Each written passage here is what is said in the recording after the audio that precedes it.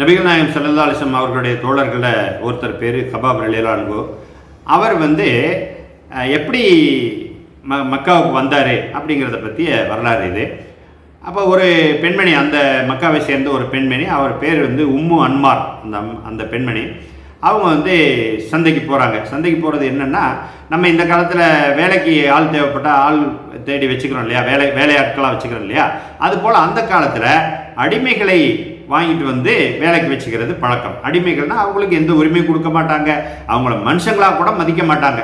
அந்த அளவுக்கு அவங்களுக்கு கஷ்டமான வேலைகளை கொடுப்பாங்க. ஏதோ அவங்களுக்கு உயிர் வாழ்கிறதுக்காக உணவு கொஞ்சம் கொடுப்பாங்க, அவ்வளோதான். மற்றபடி இவங்களுக்கு இருக்கக்கூடிய எந்த ஒரு உரிமைகளோ இதெல்லாம் கிடையாது. அப்படிப்பட்ட ஒரு காலம். அது மாதிரி ஒரு அடிமையை தேடி தான் அந்த அம்மா போகிறாங்க. அந்த உம்மு அன்மார் அப்படிங்கிற பெண்மணி சந்தைக்கு போகிறாங்க. போய் பார்த்தா ஒரு இளைஞர், ரொம்ப பருவ வயது அடையாத ஒரு இளைஞர், அவர் தான் நம்ம பேசிகிட்டு இருக்க இந்த கபாப் ரலியல்லாஹு அன்ஹு அவர்கள். அவரை சந்தித்து அவரை பார்த்தா கொஞ்சம் நல்ல புத்திசாலியாக தெரியுது இளைஞர். அவரை விலை கொடுத்து வாங்கிட்டு வர்றாங்க. வர்ற வழியில் பேச்சு கொடுக்குறாங்க இந்த பெண்மணி. உன் பேர் என்ன? என் பேர் கபாப். உங்கள் அப்பா பேர் என்ன? அல் அரத். நீ எந்த நாட்டை சேர்ந்தவன்? நஜ்துன்னா அரபு நாட்டுடைய ஒரு பகுதி. ஓ, நீ அரபியா? அப்படி இவங்களும் அரபு நாட்டுக்காரங்க இல்லையா, அதனால ஒரு எப்போதும் நம்ம தாய்மொழி பேசக்கூடியவங்கன்னா ஒரு பற்று இருக்கும் இல்லையா, அதுபோல் நீ அரபியா? எப்படி இந்த அடிமை சந்தைக்கு வந்த அப்படின்னு அந்த பெண்மணி விசாரிக்கிறாங்க. அப்போ அவர் சொல்கிறாரு, நாங்கள் அந்த கிராம பகுதிகளில் வாழ்வோம். அப்போ இந்த பாலைவனத்து அரபிகள் எங்களை எல்லாம் தாக்கி எங்களுடைய செல்வங்களை கொள்ளையடிச்சுட்டு போயிடுவாங்க. அதே போல் எங்களுடைய பெண்களையும் சிறுவர்களையும் கடத்திட்டு போய் இது போல் அடிமை சந்தையில் விற்றுருவாங்க. அப்படி தான் நான் இங்கே வந்துட்டேன் அப்படின்னு சொல்லுவார். சொன்ன உடனே சரின்னு அவங்கள அழைச்சிட்டு போவாங்க அந்த அம்மையார். அவன் அந்த ஊரில் மக்காவில் இருக்கக்கூடிய ஒரு கொல்லன்ட்ட பற்ற வச்சுருக்க கொல்லன்ட்ட கொண்டு போய் வேலைக்கு சேர்த்து விடுவாங்க. அவர் இந்த வாள் தயாரிக்கிறது, அந்த வாள் பயன்படுத்துறது அங்கே சண்டைக்கும் பயன்படுத்துவாங்க. சாதாரணமாகவே அவங்க வாள் வச்சுக்கிற பழக்கம் அரபு நாட்டில் உள்ள மக்களுக்கு.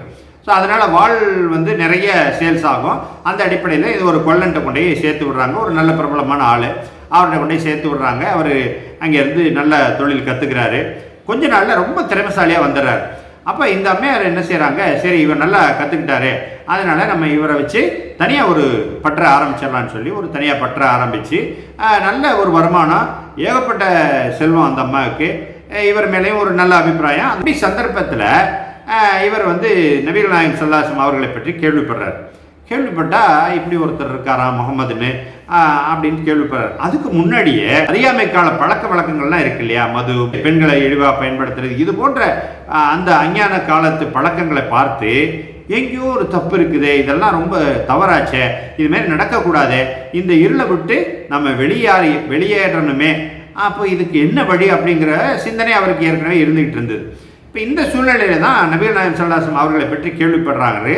உடனே அவரை போய் சந்திக்க போகிறார். போன உடனே நபிகள் நாயகம் ஸல்லல்லாஹு அலைஹி வஸல்லம் அவர்கள் இந்த நல்ல விஷயங்களை எல்லாம் சொல்லும்போது, இறைவனுடைய செய்திகளை பற்றி சொல்லும்போது, அடே இதுதான் நல்லா இருக்குதே, ஏன்னா இதுதான் நம்ம தேடிக்கிட்டு இருந்த அந்த வெளிச்சம் அப்படின்னு சொல்லி உடனே அவர் இஸ்லாத்தை ஏற்றுக்கொள்கிறார். ஏற்றுக்கொண்ட பிறகு அவர் அதை மறைவாக வச்சுக்கிட்டு இருக்காரு. ஒரு சந்தர்ப்பத்தில் சில குறைஷிகள் இவர்கிட்ட வாள் தயாரிக்கிறதுக்காக ஆர்டர் கொடுத்துருந்தாங்க. அதை வாங்குறதுக்காக வர்றாங்க. இங்கே பார்த்தா இவரை காணோம். இவர் வெளியில் போயிருக்காருன்னு சொல்லி கொஞ்சம் வெயிட் பண்ணுறாங்க. கொஞ்சம் நேரத்தில் அவர் வந்துடுறார். வரும்போதே அவரை பார்த்தா அவருடைய முகத்தில் ஒரு பிரகாசம் தெரியுது, ஒரு ஒளி தெரியுது. அவர்கிட்ட சரின்னு இவர் வந்தவங்கள வரவேற்றுட்டு அவரை உட்கார வச்சுட்டு இவர் அந்த வாள் செய்கிற வேலையில் இறங்கிடுறார். இறங்கினாலும் அவர் உள்ளுக்குள்ளே ஏதோ பேசுகிறார். என்ன, அவருடைய உள்ளத்தில் இருக்கக்கூடிய ஒளி, அவர் முகத்தில் இருக்க ஒளியெல்லாம் தெரியுது. ஒரு உள்ளுக்குள்ளே ஏதோ தனக்கு தானே பேசிக்கிறார். பேசிட்டு கொஞ்ச நேரத்தில் சொல்கிறாரு, நீங்கள் அவரை பார்த்தீங்களா, அவர் பேச்சை கேட்டிங்களா அப்படிங்கிறாரு. வந்த ஆளுங்க, யாரை நீ பார்த்தியான்னு கேட்குறாங்க. அவரை பார்த்தீங்களான்னு சொன்ன உடனே நீ பார்த்தியான்னு கேட்குறாரு.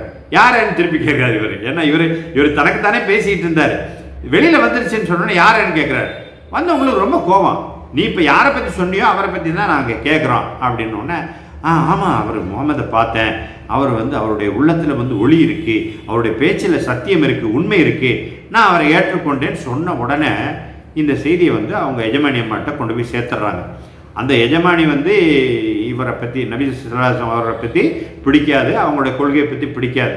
உடனே இந்த பெண்மணி என்ன பண்ணுறாங்க, கூப்பிடு என் சகோதரனை அப்படின்றாங்க. அந்த சகோதரன் வரான். வந்து இந்தமாரி பண்ணிட்டான் இந்த ஆள், இந்த பையன் அப்படின்னு சொன்னோடனே அடியாட்கள்லாம் கூட்டிகிட்டு வந்து அடித்து துவைச்சி இவரை வந்து ரொம்ப கஷ்டம் கொடுத்து அந்த கடையில் இருந்த இரும்பு பொருட்களை எல்லாம் எடுத்து இவரை அடிக்கிறாங்க. இது மாதிரி பல சந்தர்ப்பங்களில் நடத்துகிறாங்க. அதுக்கப்புறம் வந்து என்ன செய்வாங்க, இரும்பு கவச உடை இருக்கு இல்லையா, போருக்கு போடுற கவச உடை, அதை மேலே போட்டு விட்டு சுடுற மணலில் வந்து படுக்க வச்சுருவாங்க. அப்போ என்ன ஆகும், அந்த சூடு அதிகமாகி இப்போ பிலால் ரலியல்லாஹு அவர்களை பற்றி சுடுமணலில் படுக்க வைப்பாங்க, மேலே பாறாங்கல்ல தூக்கி வைப்பாங்க, இதெல்லாம் நம்ம கேள்விப்பட்டிருக்கோம் இல்லையா. அதுபோல் இவரை வந்து அந்த கவச உடையோடு வந்து சுடுமணலில் படுக்க வைப்பாங்க. அப்போ அந்த அது சூடாகி என்ன ஆகும், உடம்பெல்லாம் கொதிச்சு போகும், தாகத்தில் உயிரே போகக்கூடிய நிலைமை இருக்கும். இது மாதிரி பல தொல்லைகளையும் துன்பங்களையும் கொடுத்துக்கிட்டே வந்தாங்க. இப்படி சந்தர்ப்பத்தில் தான் இந்த பெண்மணி வந்து ஒரு நாள் ஒரு சந்தர்ப்பத்தில் நபிகள் நாயகம் ஸல்லல்லாஹு அலைஹி வஸல்லம் வந்து அந்த வழியாக போகிறாங்க, அந்த கடை வழியாக போகிறாங்க. சரி, இவர் இருக்காரேன்னு பார்த்து கொஞ்ச நேரம் பேசிகிட்டு இருந்துட்டு ஒரு ஆறுதலாக சொல்லிட்டு போகிறாங்க. அந்த இந்த இந்த கஷ்டங்கள்லாம் நடக்கும்போது நபிசல்லாத்திட்ட இவங்க போய் முறையிடுவாங்க. இந்தமாரி இவ்வளோ கஷ்டம் கொடுக்குறாங்க, நாங்கள் வந்து இவ்வளோ கஷ்டப்படுறோமே, எங்களுக்காக நீங்கள் பிரார்த்தனை செய்ய மாட்டீங்களா அப்படின்னு போய் கேட்க போவாங்க. காபாவில் வந்து ஒரு நிழலில் நபிசல்லாசம் அவர்கள் ஒரு சால்வையை தலைக்கு வச்சுக்கிட்டு படுத்திருப்பாங்க. அவங்கள்ட்ட போய் இதை சொல்லுவாங்க, இந்தமாரி எங்களுக்கு இவ்வளோ கஷ்டங்கள்லாம் இருக்குது, நீங்கள் எங்களுக்காக துவா செய்ய மாட்டீங்களா அப்படி கேட்கும்போது நபிசல்லாசம் சொன்னாங்க, உங்களுக்கு முந்தி இருந்த காலகட்டங்களில் இருந்த மக்கள்லாம் இதை விட பல கொடுமைகளை அனுபவிச்சாங்க. ஒருத்தரை வந்து மண்ணை தோண்டி புதைக்க வச்சு ரம்பம் கொண்டு வந்து அவருடைய உடலை 2 கூறாக பிரித்தார்கள். சில பேருக்கு வந்து அந்த இது இருக்குல்ல, இரும்பு சீப்பை போட்டு பிச்சு எடுப்பாங்க. அப்போ அது வந்து சதையை தாண்டி எலும்பு நரம்பு வரையும் கூட போயிடும். இவ்வளவு துன்பங்கள்லாம் அவங்க வந்து சகித்து கொண்டார்கள். ஆனாலும் அவர்கள் ஈமானை விட்டுறல. என்ன, ஆனால் நீங்கள் தான் கொஞ்சம் அவசரப்படுறீங்க. ஒரு காலம் வரும், இந்த இஸ்லாம் வந்து முழுமையடையும். அந்த காலத்தில் சன்னாவிலிருந்து ஹதரமௌத் வரை ஒரு பெரிய தூரம் சொல்லுவாங்க. அவ்வளவு தூரம் வரை ஒரு தனி மனிதர் கூட எந்தவித பயமும் இல்லாமல் பயணம் செய்வார். அப்போ சொல்கிற காலகட்டத்தில் எப்படி இருக்குன்னு சொன்னால், வழிப்பறை கொள்ளை இருக்கு. நம்ம ஏற்கனவே சொன்னோம் இல்லையா, அந்த இவங்களெல்லாம் வந்து கொள்ளையடிச்சுட்டு போயிடுவாங்கன்னு சொல்லி வழிப்பறை கொள்ளை இருக்கும், பொருளுக்கு பாதுகாப்பு இல்லை, உயிருக்கு பாதுகாப்பு இல்லை. இப்படிப்பட்ட சூழ்நிலை நடந்துகிட்டு இருக்க காலத்தில் தான் நபிசல்லாசன் இப்படிப்பட்ட ஒரு பெரிய முன்னறிவிப்பு செய்கிறாங்க. ஒரு காலம் வரும், அந்த காலத்தில் சன்னாவிலிருந்து ஹலரமௌத் வரை ஒரு பெரிய நீண்ட தூரத்துக்கு எந்த பயமும் இல்லாமல் ஒரு பயணி பயணம் செய்வார். அல்லாஹ்வுடைய அச்சத்தை தவிர வேற எந்த அச்சமும் இல்லாமல் அவர் பயணம் செய்வார். அவருடைய ஆடுகள் அல்லது கால்நடைகள் இருக்கே, அதை பற்றி ஓனாய் அடிச்சிருமோ அப்படிங்கிற பயத்தை தவிர வேற எந்த பயமும் இல்லாமல் அவர் பயணம் செய்வார். அப்படிப்பட்ட ஒரு காலம் வரும், நீங்கள் வந்து பொறுமையை மேற்கொள்ளுங்கன்னு சொல்வார். சொன்ன உடனே அவங்க வந்து சரி, அல்லாஹ்வுடைய தூதர் சொல்லிட்டாங்க அப்படின்னு சொல்லி அதை அப்படியே ஏற்றுக்கொண்டு, என்ன சிரமம் வந்தாலும் எங்களுக்கு அது பெருசு இல்லை அப்படின்னு சொல்லி ஏற்றுக்கொள்ளக்கூடிய ஒரு மனப்பக்குவத்தை அவங்க அடைஞ்சாங்க. இப்போ அந்தமாரி சந்தர்ப்பத்தில் தான் அதுக்கு பிறகு ஒரு நபிசுல்லாசம் வந்து அவங்க அது வழியாக பார்த்து இவங்களுக்கு ஒரு ஆறுதல் சொல்லிட்டு போகிறாங்க. அந்த சந்தர்ப்பத்தை இந்த பெண்மணி பார்த்துட்றா, யார் அந்த உம்மு அன்மார் பார்த்துட்றா. பார்த்துட்டு இப்படியெல்லாம் நடக்குதா அப்படின்னு சொல்லிட்டு நபிசுல்லாசம் போன பிறகு ஒரு இரும்பு கோல் இருக்குல்ல, சூடு கோல், அதை கொதிக்க வச்சு சூடு பண்ணி அதை கொண்டாந்து அவருடைய தலையில் வச்சு வைக்கிறான். இது ஒரு நாள் மட்டும் இல்லை, அதை அப்படியே ரெகுலராக பழக்கமாக ஆக்கிட்டான். அப்போ அந்த தலையெல்லாம் என்ன புண்ணாகி அவர் வந்து சுயநினைவு இல்லாத அளவுக்கு அவருடைய நிலைமை ஆகிடும், மயக்கம் வரக்கூடிய அளவுக்கு அவருடைய நிலைமை ஆகிடும். அப்போ இது மாதிரி தொடர்ந்து பண்ணும்போது ஒரு ஸ்டேஜில் வந்து அவர் தன்னை அறியாமல் இறைவன்ட்டு ஒரு பிரார்த்தனை பண்ணிடுவார், இறைவா இவர்கள் 2 பேரையும் நீ பழி வாங்குவாயாக அப்படின்னு சொல்லிடுறார். அதுக்கு தான் நபிசுல்லாசம் சொல்கிறாங்க, பாதிக்கப்பட்ட மக்கள், கஷ்டப்படக்கூடிய மக்கள், இந்தமாரி துன்பம் இழைக்கப்பட்ட மக்களுடைய பத்வாவிலிருந்து நீங்கள் காப்பாற்றிக் கொள்ளுங்கள். ஏன்னு சொன்னால் அதுக்கும் இறைவனுக்கும் இடையில எந்த திரையும் இல்லை, அதை நேரடியாக இறைவன் கேட்பான் அப்படின்னு சொல்கிறாங்க. ஸோ அதே மாதிரி தான் நடந்தது. இவருடைய அந்த பத்வாவுக்கு பிறகு கொஞ்ச நாளைக்கு பிறகு என்னாச்சு, கிட்டத்தட்ட 13 ஆண்டுகளுக்கு பிறகு நபிசுல்லாசம் அவர்கள் ஹிஜ்ரத் செய்கிறதுக்கு மக்காவை விட்டு மதீனாவுக்கு போகிறதுக்கு அல்லாஹ்வுடைய அனுமதி வருது. அப்போ இவரும் வந்து ஹிஜ்ரத் செய்கிறதுக்கு புறப்பட்டுக்கிட்டு இருக்க சமயத்தில் இந்த பெண்மணிக்கு, யார் இந்த உம்மு அன்மாருக்கு என்ன செய்யுதுன்னு சொன்னால் ஒரு தலைவலி வருது. அந்த தலைவலி வந்து அதிகமாகி எத்தனையோ வைத்தியரை பார்த்துட்டு அவங்களால தீர்க்க முடியலைன்னு சொல்லிட்டு கடைசியாக அவருக்கு என்ன ட்ரீட்மெண்ட் சொன்னாங்கன்னு சொன்னால், இந்த சூட்டுக்கோளை கொண்டு தலையில் சூடு போட வேண்டும் சொன்னாங்க.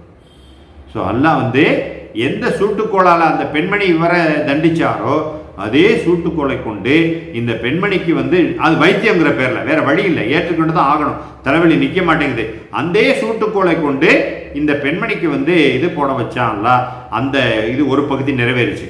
இன்னொரு பகுதி அந்த இவர் இருக்கார் இல்லையா, அந்த அவருடைய சகோதரன், அவனும் தானே இவ்வளவு கஷ்டம் கொடுத்தவன். ஸோ அந்த சகோதரனுடைய நிலைமை என்ன ஆச்சுன்னு சொன்னால், இதுக்கு போன பிறகு, மக்காவுக்கு போன பிறகு அந்த பத்ர் யுத்தம், ரெண்டாவது உஹது யுத்தம் இருக்கு இல்லையா, அந்த உஹது யுத்தத்தில் நபி ஸல்லல்லாஹு அலைஹி வஸல்லம் அவர்களுடைய சித்தப்பா இருக்காங்க இல்லையா, ஹம்சா ரலியல்லாஹு அன்ஹு, அவர்களுடைய கரங்களால் அவன் கொல்லப்பட்டான். அதை அவரே பார்த்தார். ஸோ இந்த ரெண்டு வகையில் அந்த இவருடைய அந்த துவாவுக்கு வந்து இறைவன் பதில் கொடுத்தான்ங்கிறத நம்ம பார்க்குறோம்.